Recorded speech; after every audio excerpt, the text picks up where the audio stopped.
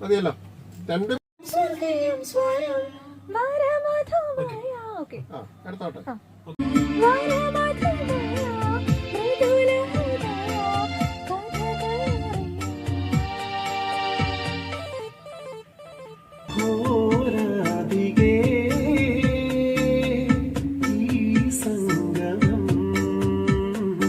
വനവല്ലിക്കൂടി കണ്ണിൽ കൊതിയോടെ അത് മുല്ലപ്പൂവായി നീളെ വീരിഞ്ഞു.